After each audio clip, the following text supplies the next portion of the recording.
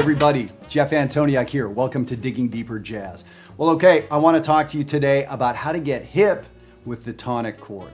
And yeah, this is something that we can start thinking about. For some of you, you'll be ready for this. And when I say you, of course, I'm talking to the adult amateurs out there, the semi-pros, the folks that I love talking to and that don't get enough attention from pros like me and from experienced teachers like me around the country. I love working with you folks and I'm glad you're tuning in. So here's the deal. Let's say we have a 2-5-1 progression. And that would be pretty typical, right? We see that all the time. A D minor 7, followed by a G7, followed by a C major 7. So if you're not familiar with a progression like that, that's something to definitely look at. I've talked about 2-5-1 progressions, but that's, those are the last 3 chords of the song Take the A Train and a million other songs. Okay, so the way that's set up, the minor chord, that's called like the subdominant chord, right? So the minor chord, and subdominant means, yeah, I'm getting ready to go somewhere. Okay, that's the D minor. G7 is like, man, we are leaving any minute. That's called the dominant chord in theory. And now the 1 chord is called the tonic. That means, yeah, okay, we've arrived, we can relax. The tonic chord. They should call it the gin and tonic chord maybe, because you're like chilling out, you're relaxing. 2-5-1, I'm cracking myself up. 2-5-1, subdominant, dominant, tonic, if you want to get fancy. So now here's what jazz musicians do. On the minor chord, they kind of play some stuff that might be a little interesting, generally not too interesting. The dominant chord, that's where we hear all the interest. The dominant chord gets to have all the fun, essentially, in this like trio here. The dominant chord is where all the action is. That's where all the fun is.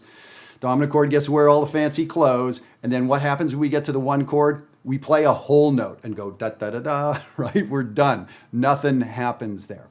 And, if you have a book of licks sitting around, go look at it. And you're going to find all the action is on the dominant chord. And then when we get to the 1 chord, a whole note. Da-ba-da, that's about it, right? So I'm suggesting why? We don't have to do that, right?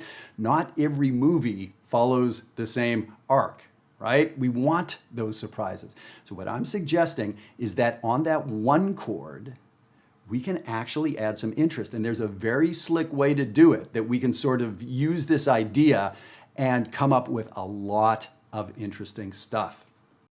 So as you can see, item number 1 is what we would call our tonic chord. In this example, we're in C major. So it's a C major 7.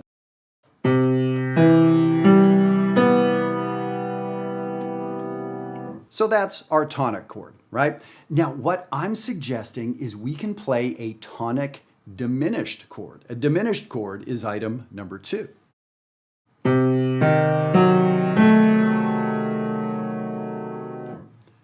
So I am suggesting that what we can do is insert a diminished chord in place of the major chord. Item number 3, again, is our 2-5-1 progression.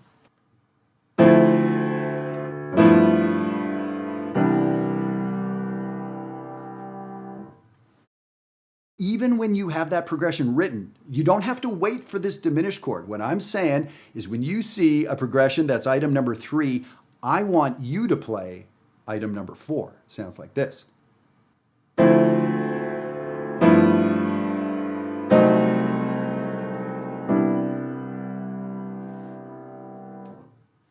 That is pretty slick, right?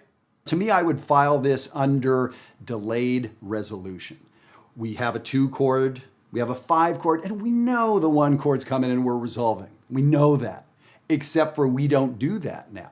Right? So now you're making this artistic decision that no, I'm not ending the movie here. You think the movie's over. There's actually 3 more things that happen. Okay, so that's what we're going to get into. Before we do that, I want to tell you a quick story, and I'm going to do it with a smile on my face and with a very generous spirit, if at all possible. Here's what happened.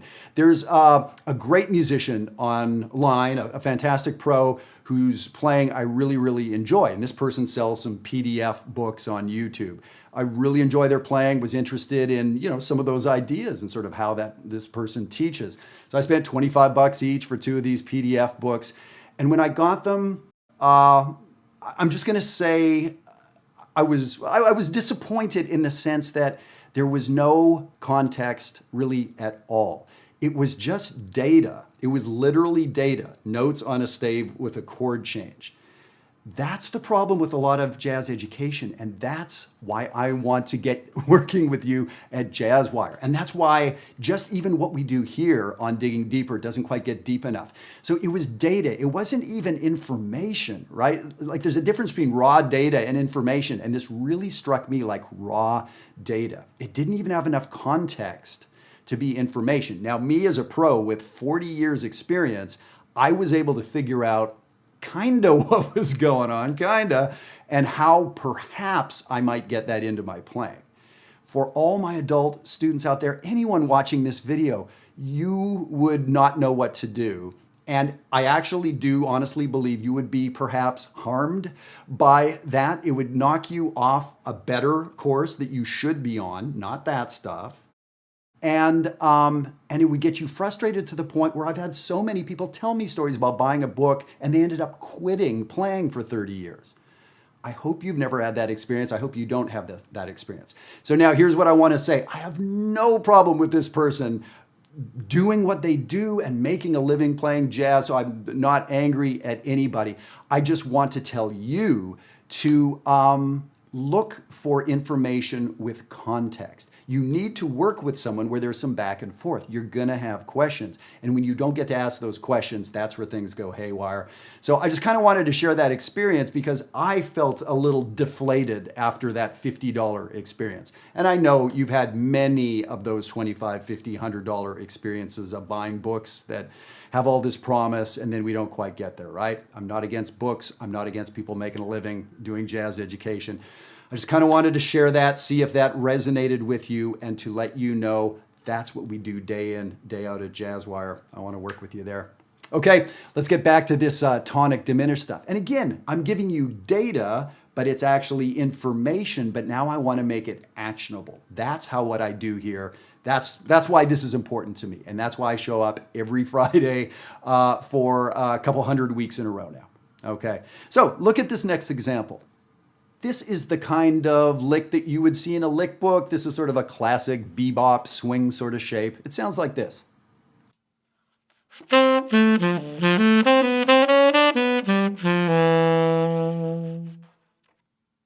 So that's very typical. The 2 chord, there's the D minor chord, not so much going on, a nice arpeggio kind of motion there, all chord tones.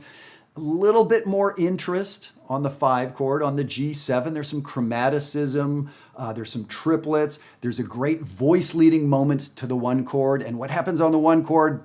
Duh, right? We resolve, which is fantastic, but there's no interest there. I'm suggesting that we can keep the tension rolling, but I bet 99.99% of you, that's a made up statistic, but I think it's a good one, would not know how to do that on a major chord. Major chords are they're the tonic. Like, how do you play an interesting note without sounding wrong? Yeah, great question. The answer, tonic diminished.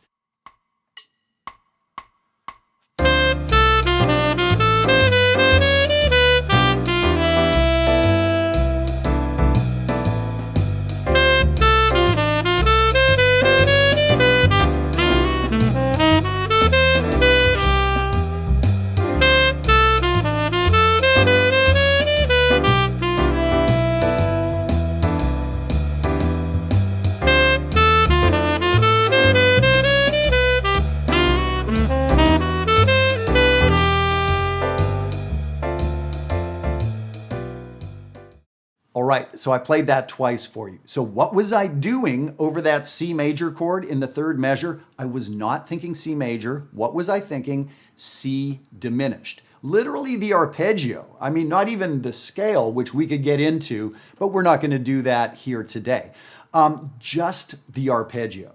C diminished arpeggio. So a couple things happen. First of all, that is kind of an interesting sound. And you notice I didn't write the diminished chord. I was literally playing those wrong notes over a major chord. That does work. And if you have a hip piano player, hip bass player, hip guitar player behind you, they'll notice that and they'll actually make it quickly diminished to match. But they don't have to, in my estimation. So now, so great. So we got these interesting tense notes. To me, they worked. I think you think they sounded pretty good too, right? Why is that?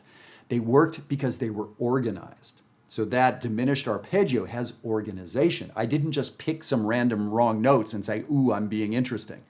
No, I had to have some order so the listener went along on that journey and said like, oh, Jeff's getting a little crazy, but it sounds like he knows what he's doing. Yeah, diminished. Cool. So here's a whole nother thing, a whole nother level to this. So not just the notes and the harmony, but the phrasing.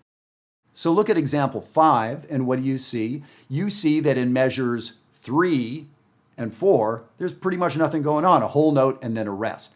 Okay, look at the next example, number 6. What do you see in measures 3 and 4? A ton of motion in the third measure. So yeah, it's a byproduct of playing diminished that you move, you get some motion into your playing. So in the previous example where I stopped, now I am moving. In the previous example where I was very resolved, in this example, I've got some tension. The resolution comes later. So you get so much bang for the buck. There's a harmonic implication. It's a very interesting melody. There's tension and release, and the phrasing, we get to extend our line. This is a big deal, and this is pretty hip, right? You can do this on any 2-5-1.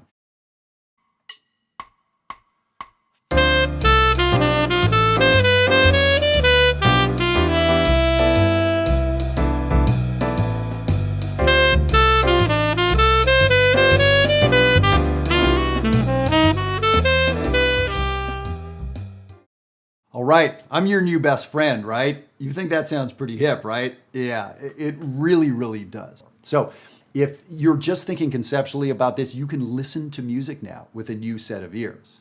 You can listen to somebody play Take the A Train and wonder, are they just going to give me the plain old tonic there, or are they going to do something with it?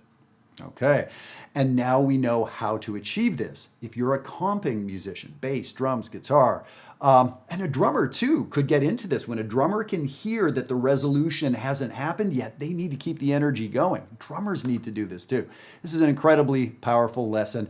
And that little story that I told you, again, I just sort of want to apologize. I'm not, trying to be mean. Never in my life do I want to be slamming anyone on the internet. I hate that crap. But I just kind of wanted to talk to you about sort of your experiences and how to sort of get more, how to expect more, how to know what to expect. Lots of times when we're sort of buying a book and hoping for the magic answer, it doesn't work like that. It happens with a coach, with a mentor, with a community around you. That's what we've created at Jazzwire. I know I talk about it every video, but that's because I'm proud of it and because people are making so much progress there. I would love to work with you at Jazzwire. I hope this rings a bell for you. I hope it sounds intriguing. I want you to mess with it. And if you're a comping musician, I want you to try comping with that sound too. I think you're going to love it. Have a great week.